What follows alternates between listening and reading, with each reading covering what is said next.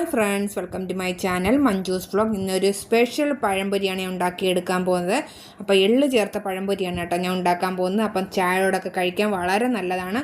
അപ്പം കുട്ടികൾക്കും വളരെ ഇഷ്ടമാണ്, എല്ലാവർക്കും ഇഷ്ടപ്പെടുന്നതാണ്. അപ്പം വളരെ സോഫ്റ്റാണ്. അപ്പം നിങ്ങൾക്ക് ഇത് കാണുമ്പോൾ മനസ്സിലാവും. അപ്പോൾ ഇതേപോലെ നിങ്ങളൊന്ന് ഉണ്ടാക്കി നോക്കണം. ഉണ്ടാക്കി നോക്കിയിട്ട് കമൻസൊക്കെ അയയ്ക്കുക. അപ്പം നമുക്ക് വീഡിയോയിലേക്ക് പോയാലോ. ഞാനിവിടെ 3 ഏത്തയ്ക്ക എടുത്തിട്ടുണ്ട്. നല്ല പഴുത്ത ഏത്തയ്ക്കൊക്കെയാണ് ഞാൻ എടുത്തിരിക്കുന്നത്. നീളത്തിൽ കട്ട് ചെയ്തെടുക്കാം. ഇതിൻ്റെ 2 ഭാഗവും കട്ട് ചെയ്ത ശേഷം നമുക്ക് തൊലി കളയുക. ഇതേപോലെ നീളത്തിൽ ചെറിയ കട്ടി മതി കേട്ടോ. ഇതേപോലെ നീളത്തിൽ കട്ട് ചെയ്തെടുക്കുക. ഇതേ രീതിയിൽ കട്ട് ചെയ്തെടുക്കുക. ഞാനിവിടെ ഒരു ഏത്തയ്ക്ക 3 പീസായിട്ടാണ് കട്ട് ചെയ്തെടുക്കുന്നത്.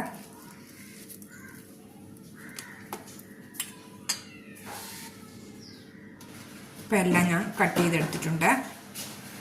അപ്പോൾ ഞാൻ ഒരു പാത്രം എടുത്തിട്ടുണ്ട്. ഇനി നമുക്ക് അതിൻ്റെ ബാറ്ററി തയ്യാറാക്കിയെടുക്കാം. ഞാൻ 1 കപ്പ് മൈദാമാവ് എടുത്തിട്ടുണ്ട്, അതിട്ട് കൊടുക്കാം. ഇനി 1 സ്പൂൺ റവ ഇട്ട് കൊടുക്കുകയാണ്. 1 നുള്ളു ഉപ്പ്, 3 സ്പൂൺ പഞ്ചസാര ഇട്ട് കൊടുക്കുകയാണ്. 1/4 ടീസ്പൂൺ ഏലക്കാപ്പൊടിയും കൂടി ഇട്ട് കൊടുത്തിട്ടുണ്ട്. ഇനി ഞാൻ മെയിനായിട്ട് ചേർക്കുന്നത് എള്ളാണ് കേട്ടോ. 1 സ്പൂൺ എള്ളും കൂടെ ഇട്ട് കൊടുക്കുകയാണ്.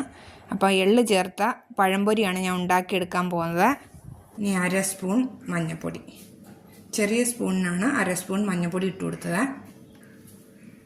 നമുക്ക് കുറച്ച് വെള്ളം ചേർത്ത് നന്നായിട്ടൊന്ന് കുഴച്ചെടുക്കണം.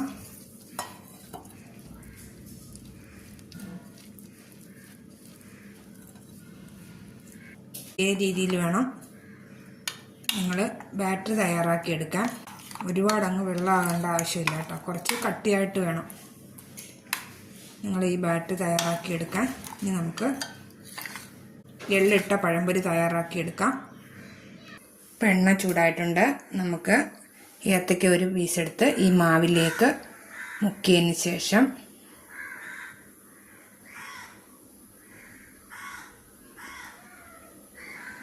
ഇത് എണ്ണയിലേക്ക് ഇട്ട് കൊടുക്കാം.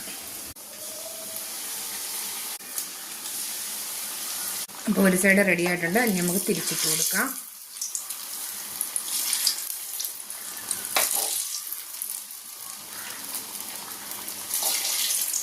അപ്പം നമ്മുടെ എള്ള് ചേർത്ത പഴംപൊരി റെഡി ആയിട്ടുണ്ട്. നമുക്കിതൊരു പാത്രത്തിലേക്ക് മാറ്റാം.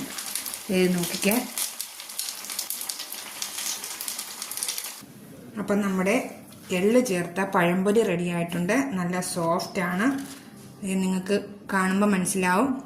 അപ്പം വളരെ പെട്ടെന്ന് തന്നെ നമുക്ക് തയ്യാറാക്കി എടുക്കാവുന്നതാണ്. അപ്പം വൈകിട്ട് ചായയോടൊക്കെ ഇതുണ്ടാക്കി കഴിക്കാൻ പറ്റും. അപ്പോൾ ഇതേപോലെ നിങ്ങളൊന്ന് ഉണ്ടാക്കി നോക്കുക. ഉണ്ടാക്കി നോക്കിയിട്ട് ലൈക്ക്, ഷെയർ, സബ്സ്ക്രൈബ്, കമൻസൊക്കെ ചെയ്യുക.